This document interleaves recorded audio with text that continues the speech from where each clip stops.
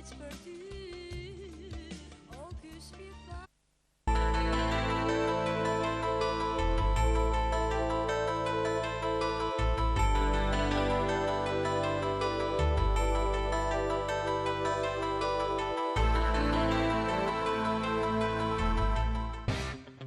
vetëm politik. Jo vetëm politik. Jo vetëm politik. Jo vetëm politik. Aktualitet.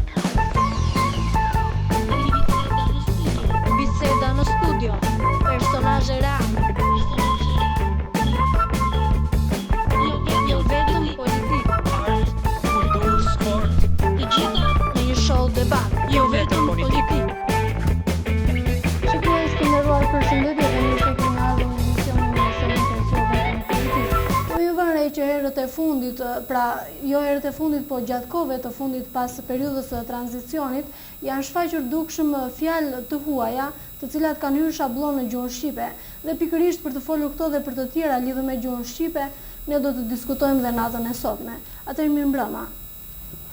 Kemi vënë re që nga mësuesit e gjuhës dhe të letërsisë ashtu dhe tek nxënësit shfaqen dukshëm këto dukuri. Pra nuk mbartet fjala e pastër shqipe. Cili është mendimi juaj, zoti Pone? Shumë drejt e thënë Majlinda që pikërisht je nisje me mësuesët, mbasi përveç mëmës, nënës, që nga vogëlia në nënën e dytë të gjuhës shqipe kemi pasur pikërisht mësuesin, po zakonisht mësuesen e klasës parë, rrallë mësuesit. Më kanë qenë këto dy nëna që ne kanë qurë të gjuha shqipe, kuptohet, kuptimin edhe simbolik, po do të themi edhe në praktik. Nëna na mësoi gjuhën edhe ne në moshën 7 vjeç u paraqitëm te nëna e dytë e mësuesja. Kuptohet, aty erdhi kontakti i parë me abetaren, pastaj me librin e këndimit, derisa u përshkallëzua me arsimin që quhet në atë kohë fillor dhe tashti themi. Cikli ullët edhe mëtej duke u thelluar drejt arsimit 7, 8, 9 vjeçar tani, e mëtej deri tek shkolla e mesme. Deri këtu jemi në rregull sepse si thuash është bashkëshoqëruar edukata jon krahas thellimin në njohjen e gjuhës shqipe. Tashti nuk është në ngjere, po të themi, të bëjmë një parantezë për atë pjesë të shikuesve që harron që është gjuha shqipe. Gjuha shqipe është identiteti ynë kombëtar. Dhe dim që mësimi i gjuhës shqipe në shekuj është lanë me gjak. Deri tek çelja e shkollës së parë shqipe në 120 vjet më parë. Atëherë, a kemi të drejtë të shqetësohemi dhe ti kushtojmë një emision midis nesh gazetarëve të televizionit Apollon? Mendoj se ashtu siç e shtrove ti Majlinda shumë e drejtë. Sepse kemi që të flasim, jemi tepër të shqetësuar. Mendoj se sidomos hapja në periudhën e tranzicionit, lëvizja, migrimi i popullatës, lëvizja në shumë shtete, por kryesisht në shtetet fqinj, në Greqi, në Itali, për mos thënë pastaj në gjuhët frankofone, hapi dhe problemet e mëdha të para serioze, të cilat kanë shqetësimin e brendshëm të tyre, sepse mendoj janë dy probleme. Nga njëra anë ne poshtrojmë si temë pastërtinë e gjuhës shqipe, por kemi një problem shumë të madh dhe shqetësues, mësimin e gjuhës shqipe për atë pjesë të shqiptarëve, sidomos të moshave të reja, që janë në moshën e fëmirisë dhe të adoleshencës, për mos thënë pasaj të rinia, që rrezikohen ose një pjesë e kanë humbur identitetin kombëtar nëpërmjet gjuhës. Nuk po themi për ata që e ka pranuar me kënaqësi si Bollanu e Himarës, që na qengshin grek, por vërtet habitemi kur bjem në kontakt me shqiptarë të moshave të reja që e mbushin me greqizma, do thosha, sepse çuditërisht vëre një pastërti të gjuhës më të theksuar, më të mirë nga pjesa e emigrantëve në Italinë fqinje. Është e çuditshme se si një familje një familje shqiptare e cila për shkaqe kryesisht ekonomike ka shkuar në Greqi, të harroj si thuash detyrën bazë të saj për të trashëguar gjuhën shqipe tek fëmijët. Kohët e fundit për mirë, edhe në një material të fundit që na dërgoi gazetari ynë dhe kameramani Përparim Shehu, pam një gjë shumë të bukur që janë 2 shkolla në Athinë, të cilat madje fëmijët kishin kaluar dhe abetaren, organizuan dhe festën e abetares, edhe këtu ishte edhe ambasadori në Greqi Vili Minarolli. I përgëzoj për këtë që ishte vërtet një fest dhe pam që fëmijët e kishin si thuash ata të pranishmit në këto klasa të para të mësimit abetares. Mirë po shtrohet pyetja, sa janë këta fëmijë, janë me mira këta fëmijë, të cilët kontaktin e vetëm e kanë brenda familjes, në qoftë se kjo familje është e mirakosu dhe përkushtuar që t'ja urrënjosë gjuhën shqipe fëmijëve të vetë, sepse pjesa tjetër është jashtë kontaktit me librin, sepse dim, kemi gjuhën e folur, kemi gjuhën e shkruar, që në një farë mënyrë pastaj formojmë gjuhën letrare kombëtare. Por le t'i kthehemi çështjes së parë që është pikërisht gjuha e pastër shqipe. Po ju kujtojmë ato vargje të mrekullueshme të Naimit, gjuha jonë sa e mirë. Po ju kujtojmë vargjet e jashtëzakonshme të Gjejk Fishtës për gjuhën shqipe. Po kujtojmë Papa Kriston e Govanin e të tjerë. Edhe gjithë punën kolosale që kanë bërë shkrimtarët, linguistët shqiptarë për ta sjellë në baza shkencore çështjen e gjuhës shqipe. Po shkojmë te pasurimi i gjuhës shqipe nëpërmjet poetësh të tillë të mëdhenj si Ndremjeda, domethënë në kryesisht Ndremjeda, Lazgush Poradeci, punën e jashtëzakonshme që ka bërë prozatori i madh Mitrush Kuteli, për të ardhur pasaj në gjysmën e parë të shekullit 20, ku në mënyrë shumë të avancuar në krijimin e tokfjalshave të rinj nga Ismail Kadare dhe në përdorimin e tij jashtëzakonisht mjeshtërore edhe me gjuhën shqipe. Përveç se një prozator dhe poet genial, ai ka dhënë dhe jep shumë për gjuhën shqipe.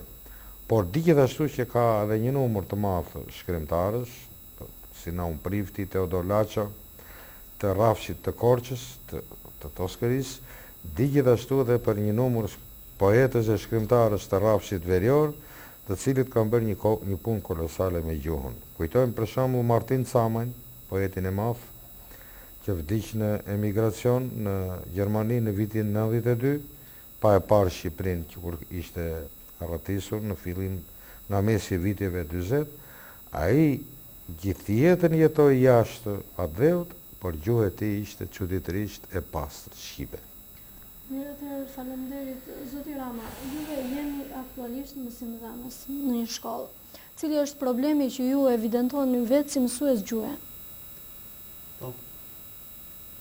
Tani problemi i gjuhës shqipe është prek në fjalën e zgjeruar që tha zoti Pone. Ka probleme të shumta jo vetëm të shkeljes së normave të asaj që ne quajmë shqipe standarde, pra flas në përdorimin e një fjale të huaj në vend të fjalës shqipe. Madje për këtë duhet këmbgulur për duke punuar më tepër për pastërtinë e kësaj gjuhe, por një fakt tjetër, përpara se të kalojmë tek shkelja dhe përdorimi i fjalës huaj në vend të fjalës shqipe, më tepër probleme në shkollën e mesme, në nxënësit që tani kërkojnë të kenë një tjetër lloj fjalori në krijimet e veta, pasi kalohet nga i stadi i cikli 9 vjeçar në shkollën e mesme për plasjet me eset e njësër elementesh të tjerë, ka shkelje të përdorimeve, ka përdorime më tepër të gabuara sesa shkelje apo përdorime të gjuhës huaj. Kjo, nëse mund të ndalem në disa prej tyre në disa syresh, është vrehet sidomos te përdorimi i përemrave pronor. për shembull është përdorimi për emër pronor të një gjinie tjetër, kur emri është një gjinie tjetër. Fati jon, ta supozojmë. Meqense më erdhi përballë kur është emri i gjinisë maskullore dhe për emri i gjinisë femërore. Po kështu ka raste të mos përdorimit të rregullt të vendit që u takon këtyre lloj përcaktorëve. Po mund të ketë edhe përdorime të për emrit kush, siç është një rast i tillë. Unë futa në detaje meqense po të përmend disa raste. Një gabim i tillë vjet re edhe në media, ndoshta kjo do të jetë pika më pas, në median e shkruar apo qoftë në atë pamore, kur thuhet kush janë shkaqet. Kur dihet që për emri kush përdoret vetëm për të vetëm atje për një njeri, jo për frymor, por përdoret për të vetëm vetëm për një njeri, as për shumësinë e emrave. Pastaj nëse do ndaleshim tek përdorimi i fjalëve të huaja, ka vjetre një prirje, nuk po dua ta quaj mani, domethënë për të mos rënë pre e këtyre përdorimeve të fjalëve të huaja. Ka një prirje sepse nxënësi duket sikur me anë të fjalës së huaj e shpreh më mirë apo sikur ka një lloj luksi, po ta quajmë kështu, që fjala shqipe nuk mund ta ketë dot. Pra kërkon një shkëlqim të rrem të shprehjes nëpërmjet një fjale të huaj. Duke ditur fare mirë që kjo ka përkatësen e saj në shqipe. Është një rrezik që në fakt duhet të ndalur me kohë. Madje para disa edicionesh tek emisioni i Zëri Juaj ne kemi trajtuar këtë gjuhë shqipe dhe rrezikun që vjen prej përdorimit të fjalëve të huaj. Dhe me të drejtë shumë mendime apo opinioni qytetar ka dhënë mendimin se mësuesit e gjuhës shqipe duhet të jenë ata më të vëmendshmit, pasi janë dhe përçuesit apo përcjellësit e kulturës së shqipe standarde dhe të ruajtjes së saj prej rrezikeve të tilla që mund të vinë. Po, faleminderit atëherë, Zoti Vangjel. Juve jeni prind dhe shpesh ju jepet mundësia të kontaktoni dhe të merreni me fëmijët tuaj. Keni vënë të paktën probleme të kësaj natyre? Tash unë nuk mund të fundem dot në specifikat veçanta siç foli kolegu Rama. Po gjuha shqipe është lapidari i historisë tonë kombëtare. Është lapidar, po mua më duket sikur ky lapidar po fillon të zbardhet pak ngjyra. Sepse duke parë pak rrjedhën e historisë, duke si ndërmend ato sakrifica që kanë bërë të gjitha ata heronj që ne i kemi parë në filma, i kemi lexuar në libra, për të mbrojtur gjuhën shqipe, po vjen një moment më duket që edhe ne nuk po e mbrojmë dot siç duhet, po edhe fëmijët po na imponojnë me pak po them ata që ata i quajnë kulturë mbase, duke mësuar një fjalë të huaj apo duke sjellë diçka të re. Personalisht në shtëpi nuk e kam problem sepse duke i injektuar fëmijëve më tepër të lexojnë gjuhën letrare shqipe, ose më shumë romane nga autor shqiptar, e kam kaluar këtë periudhë, bile pa ndjenjën e modestisë, mund të them që djali më korrigjon ndonjëherë kur unë shpreh ndonjë fjalë që nuk është në gjuhën letrare shqipe. Nësa po ta sillim pasaj problemin në tërësinë edhe në një fokus për të gjerë, është për të vënë duart në kokë. Është për të vënë duart në kokë sepse unë jam prind, kam 2 fëmijë në shtëpi, po unë jam qytetar që gjithë ditën lëviz në Vlorë, kam kontakte me shumë njerëz, me fëmijë, me të rritur, kam kontakte me studentë të Universitetit të Vlorës që pa dashur t'i ofendoj, pa dashur t'i prek, pa dashur të më keq kuptojnë. Po studiojnë për gjuhë letërsi edhe bëjnë 20 herë gabime më shumë se mua, që unë nuk kam studiuar për gjuhë letërsi. Kështu që kjo vjen shkallë. Sepse ai që sot është student për gjuhë letërsi, nesër do të shkojë në shkollë. Dhe dalin tek ajo që thotë edhe kolegu Rama që mësuesit e gjuhës shqipe duhet jenë të parët në pararojën e mësimit të saktësisë së gjuhës shqipe. Duke mos qenë këta, po them edhe unë një fjalë të huaj avangard, në që jemi në këtë proces. Po unë kam qenë të them duke mos qenë këta në pararojën e të mësuarit të gjuhës letrare shqipe. Vijnë pastaj edhe problemet e tjera, të cilat sepse shiko, të gjithë jemi konshient, kemi të ndërgjegjshëm, sepse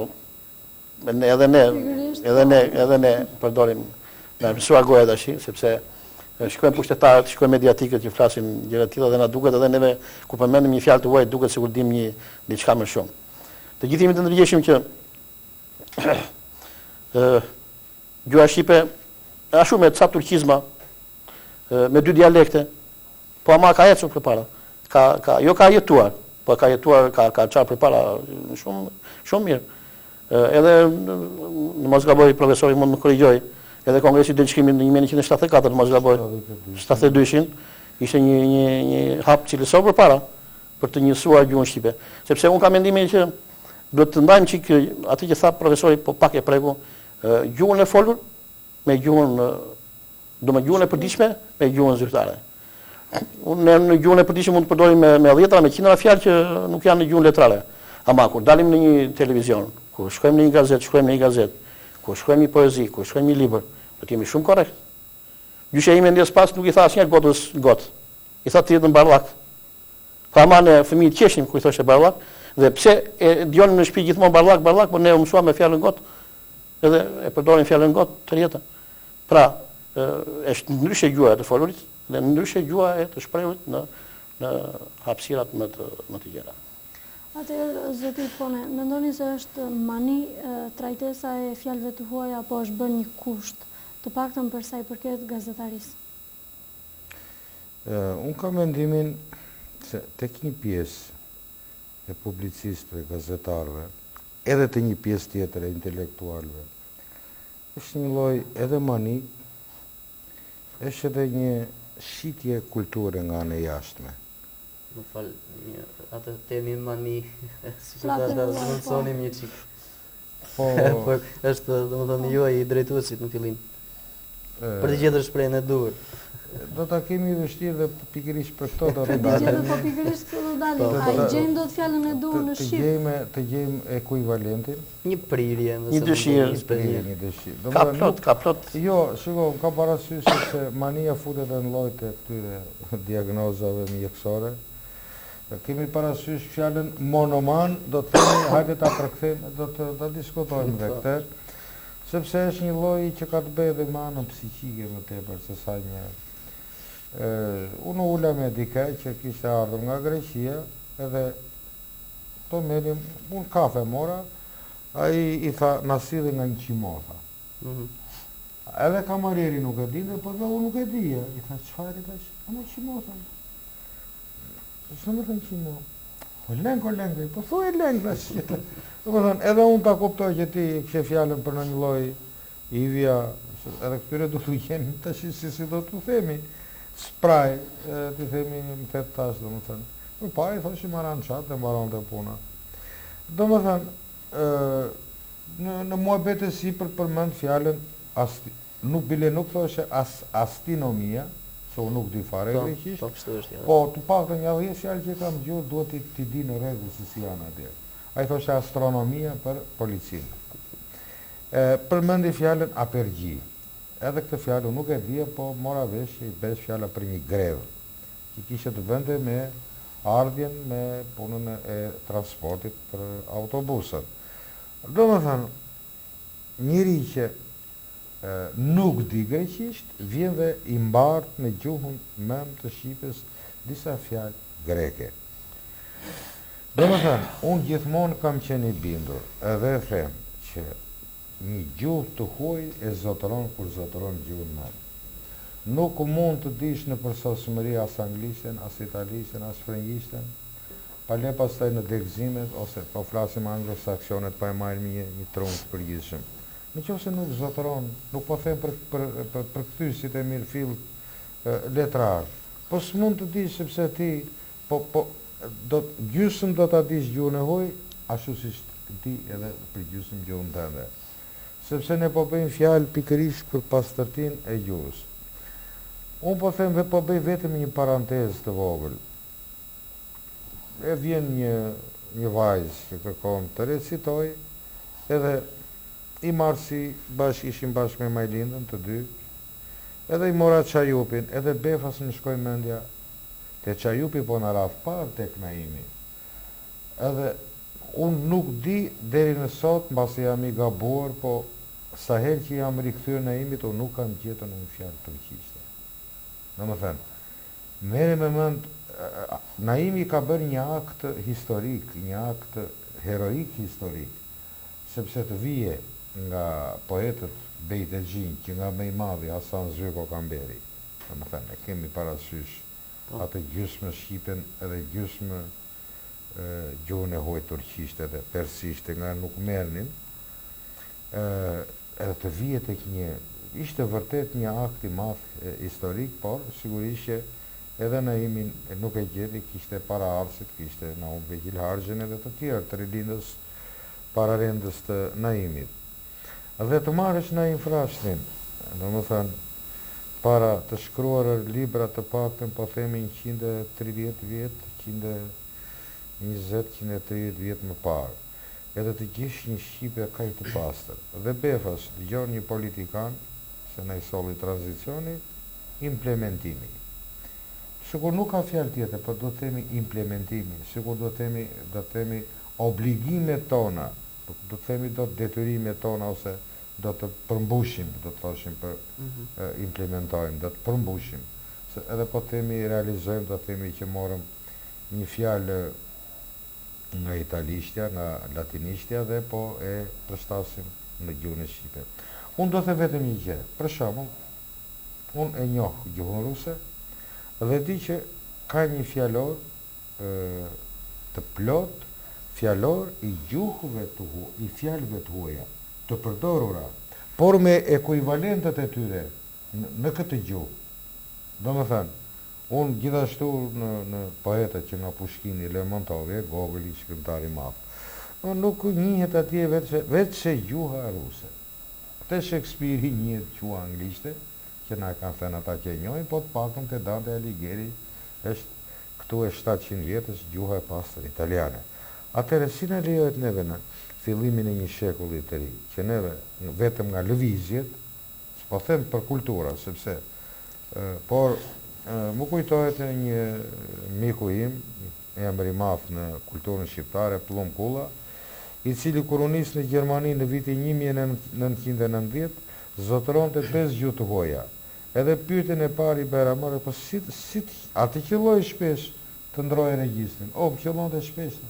E merrte regjistrin nga anglishtja, në frëngjisht, në rusisht, në italisht, edhe në spanjisht. Domethënë, atëherë ky e merrte regjistrin me pastërtinë, sepse nuk fuste fjalë si thua shqipe në komunikimin e tij me një italian. Po unë them njërë që kjo edhe çështje krenarie, është krenari kombëtare gjuha e pastër. Ne s'kemi, sepse do të bisedoj me do të jeti pranishëm një italian e do na marri veshje, ai gati do thotë që e kuptova bisedën. Ne nuk marrim dot as sekrete, se duke na dëgjuar do thotë këtë fjalë. Kam dëgjuar djem dhe vajza të reja, una, nuk thotë una. Çfarë më thon una? Pse s'thua unë?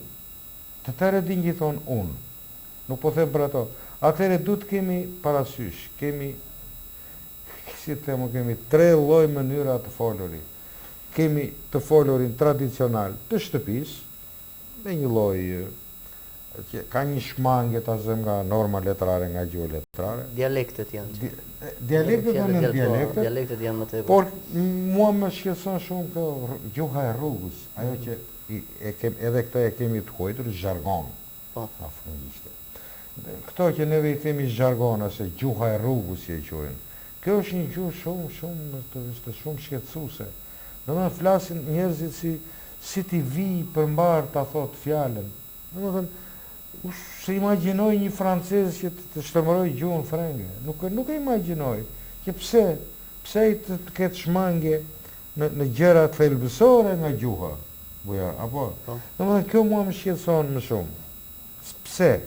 Dhe unë do të vazhdoj diçka mos e zgjata, atje ku e la kolegu Sako, për median.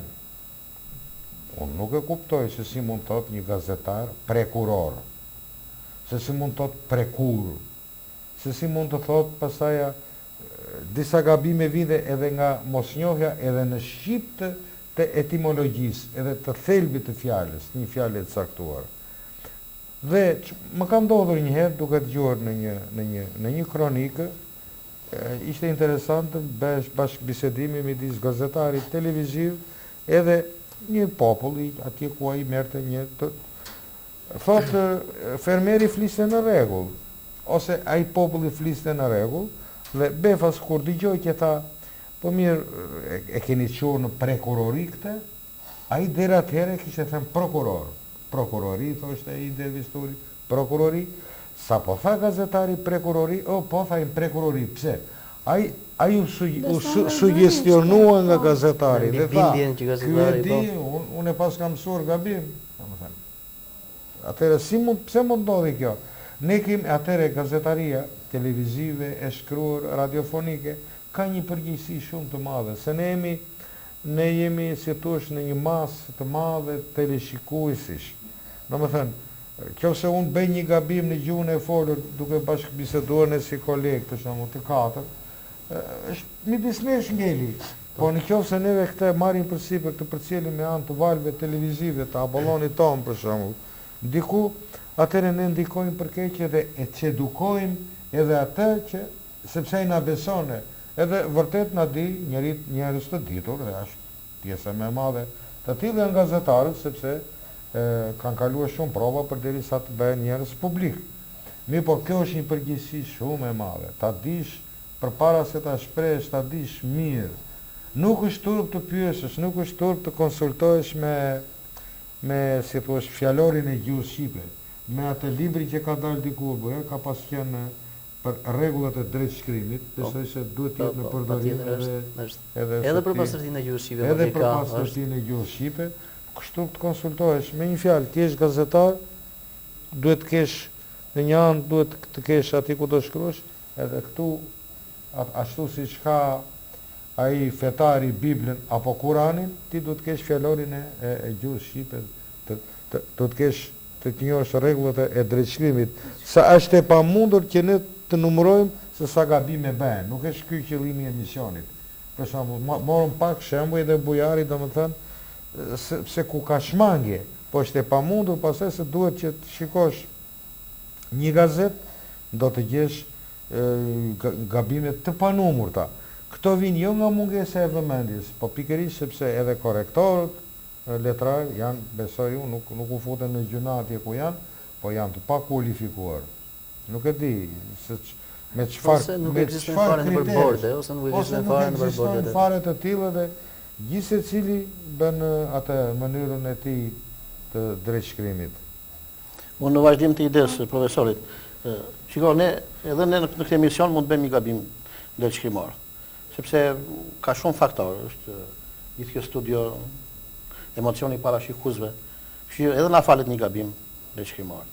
Po ku gabim drejtshkrimor e gjen në një gazetë, që ke mundësi ta korrigjosh. Ku e gjen më keq akoma në një libër, ku e gjen akoma më keq në një libër shkollor.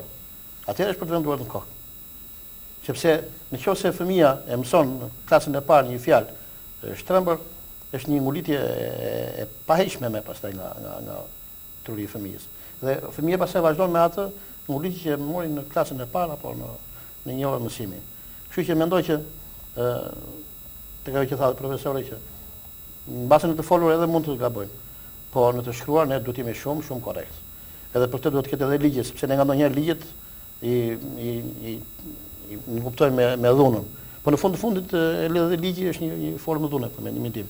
Kështu që ne duhet të kemi ligje të sankcionuara, që kjo është rruga në ajo gjuha drejtshkrimore, edhe këtu nuk duhet të ketë lëshim. Kjo është folur, madje do të thosë evangelit, është folur dhe për vendosje gjobash, për gabime të cilët deformojnë gjuhën. Po them për një gabim, po quajmë ortografik, që edhe i korrektori, se nuk janë të tillë siç fola pak më parë. Edhe korrektorit, si thua, më të kualifikuar, i shket e ky është gabim ortografik. Të ndallojmë gabimin ortografik nga gabimin në drejtshkrim. Domethënë gabimi në drejtshkrim është konceptual, kurse ortografia mua nuk ma kapi syri.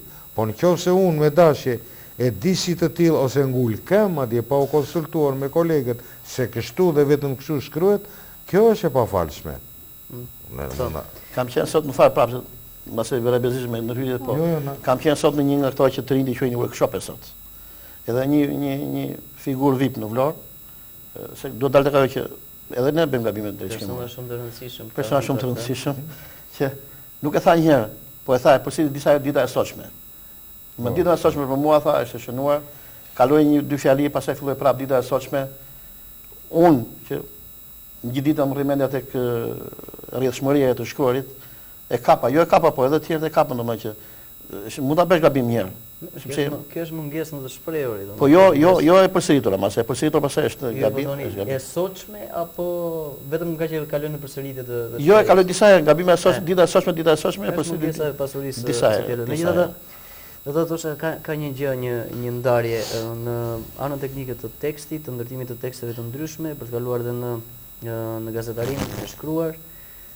Është vërtet ajo që thot profesor Maku që duhet ndar gjërat.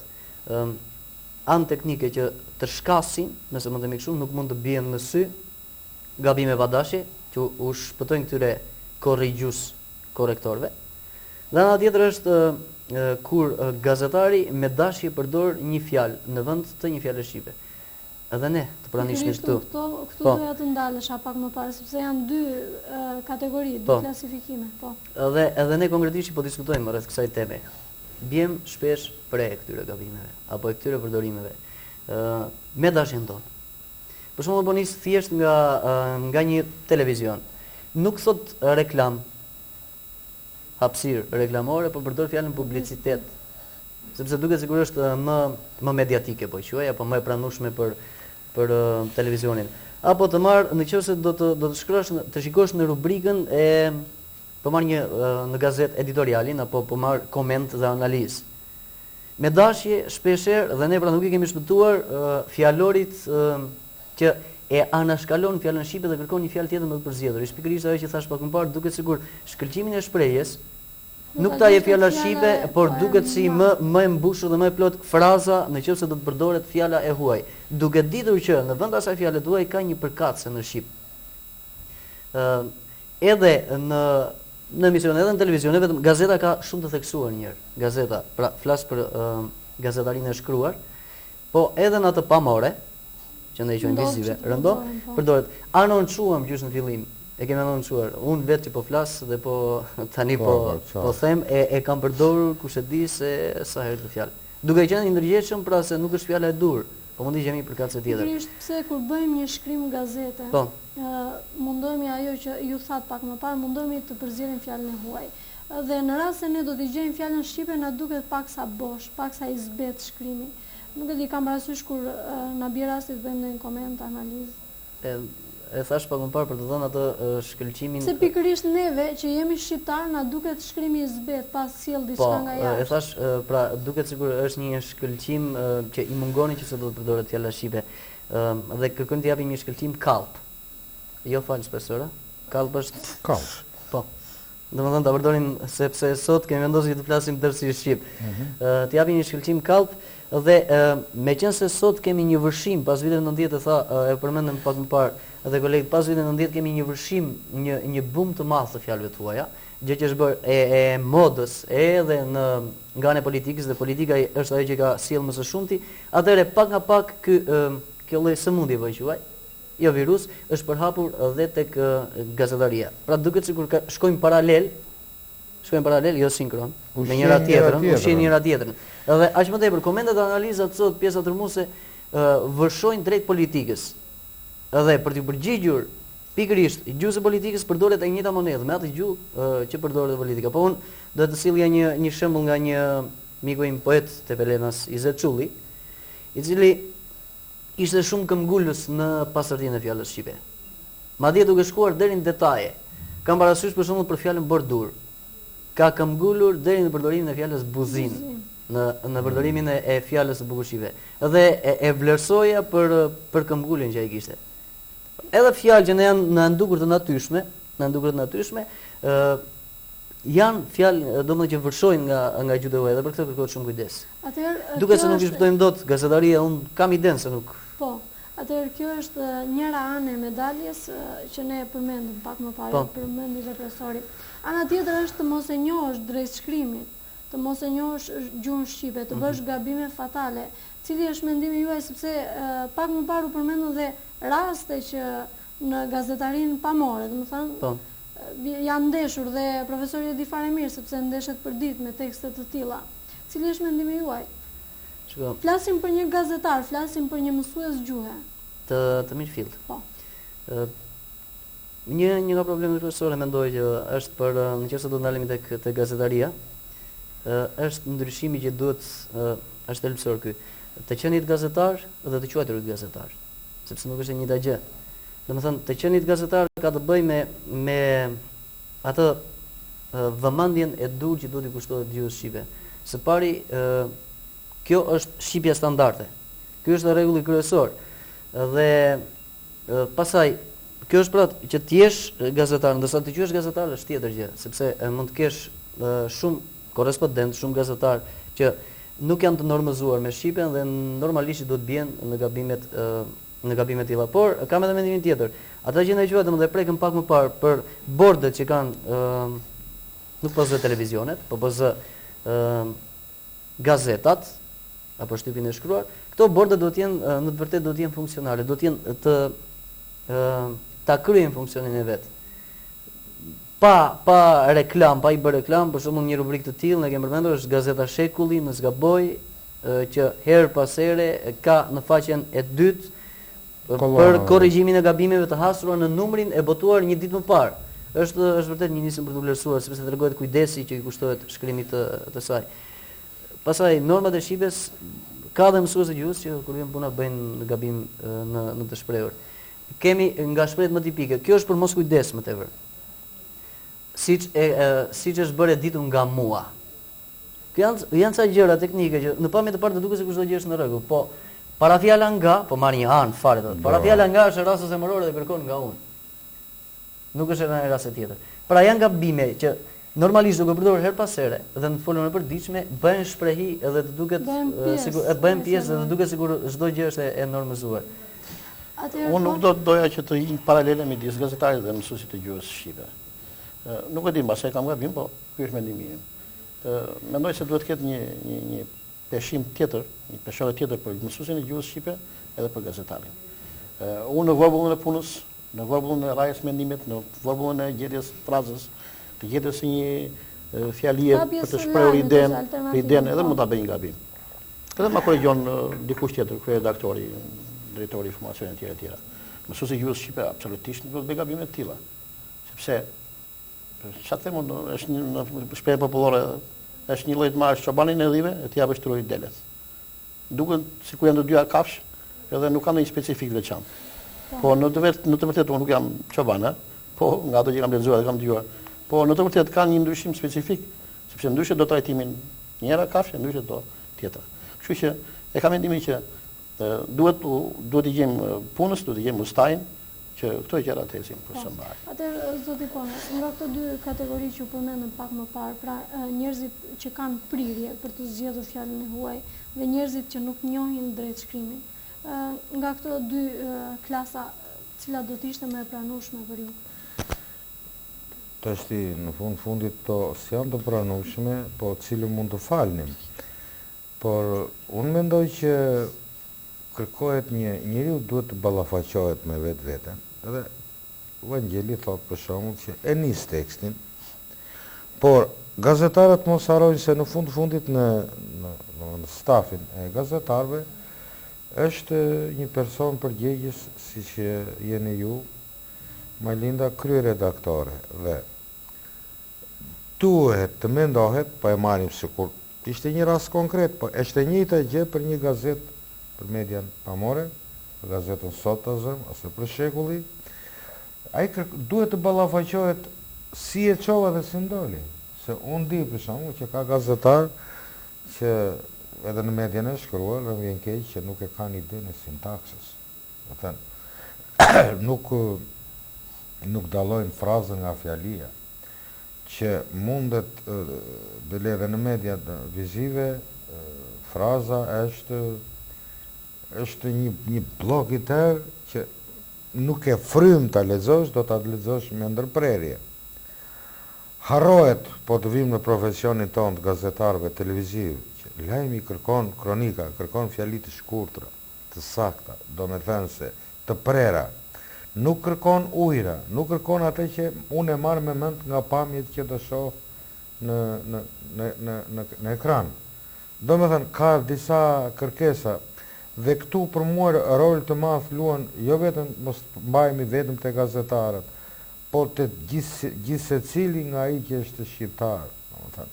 Profesor, më falni një moment, vetëm një kalo dhe në keq informime, domethënë atë që gazetari nuk mund ta jap, nga ajo që ju thatë nuk një sintaksën. Për shembull, të marrim një lajm.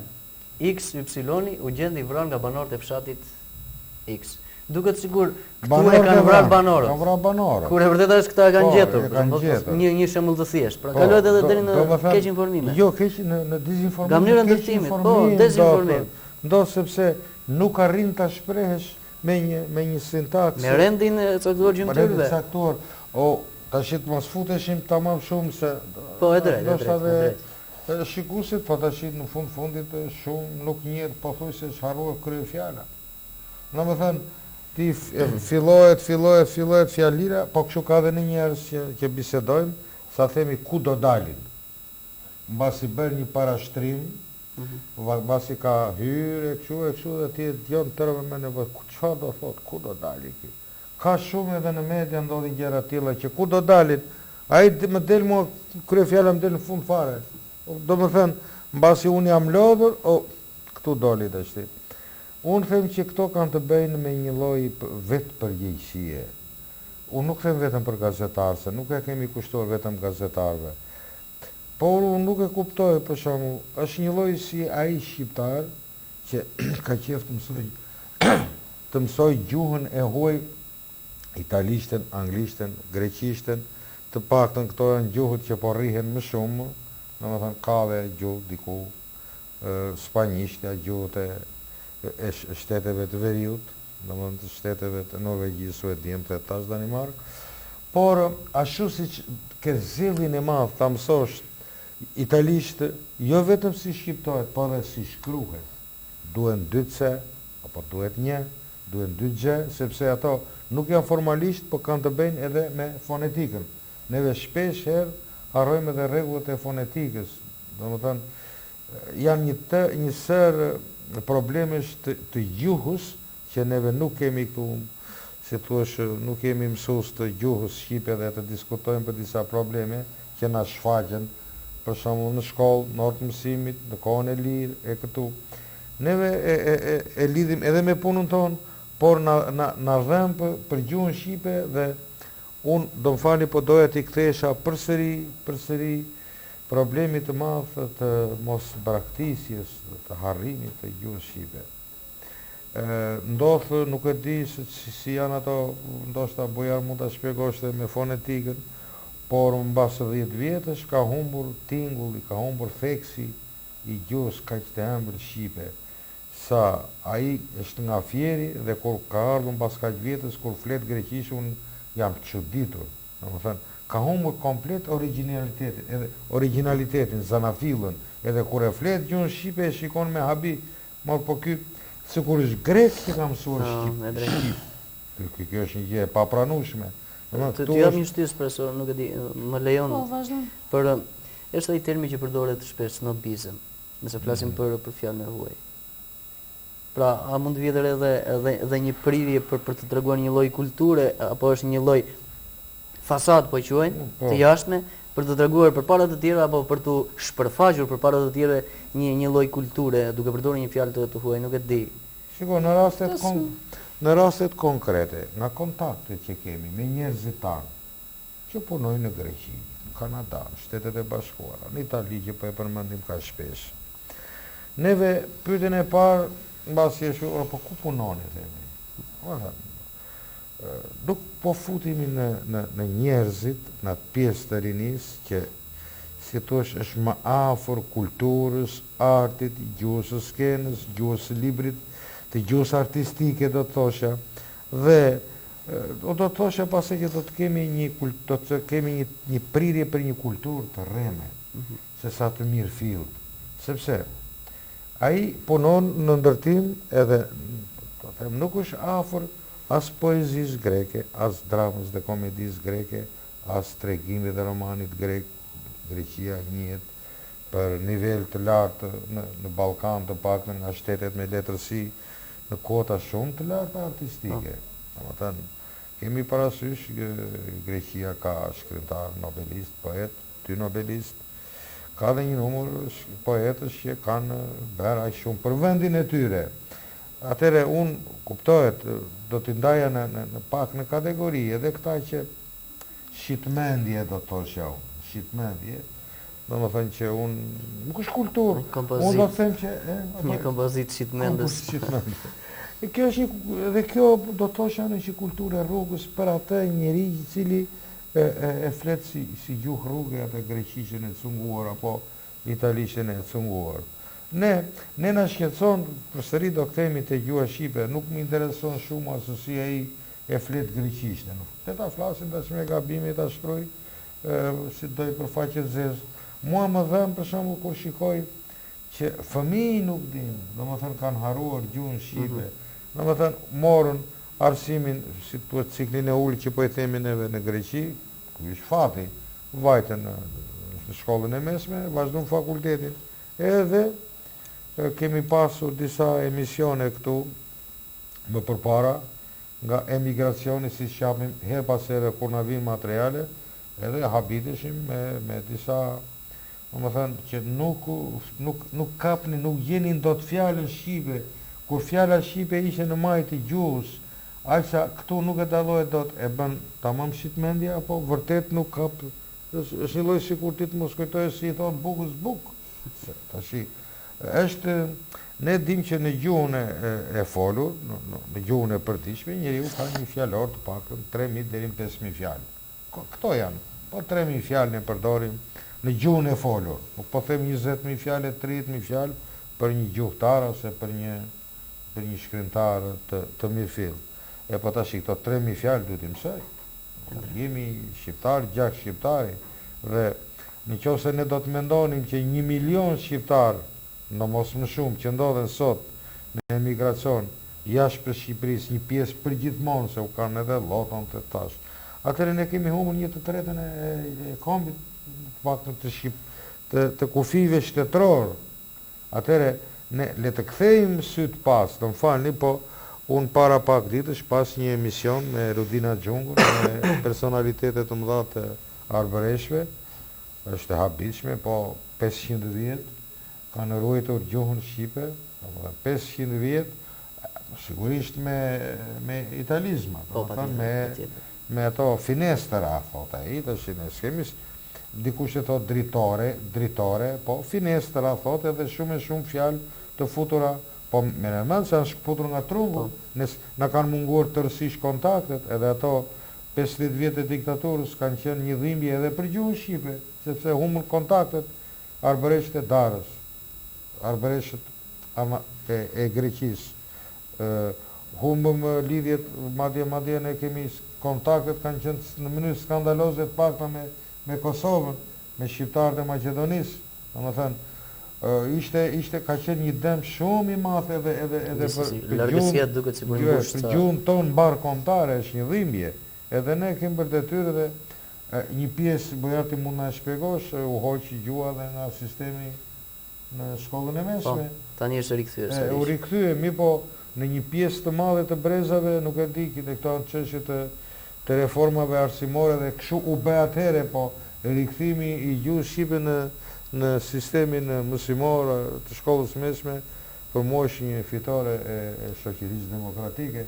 Se në një farë mënyre e ke lëndë mësimore, në mos mësosh për 10 ose të shkëlqyeshëm, po do mësosh gjysmë çerekun, po do dish që problemet më dha. Madje është mirë të quhet gjuhamtare me atë term që është ka filluar të quhet gjuhamtare. Mirë, atëherë unë ju falenderoj për mendimet që dhat këtu në studio sot.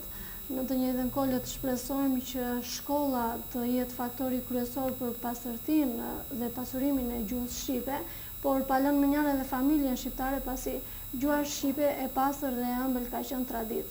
Faleminderit, natën e mirë. Jo vetëm politik. Jo vetëm politik. Jo vetëm politik. Jo vetëm Aktualitet.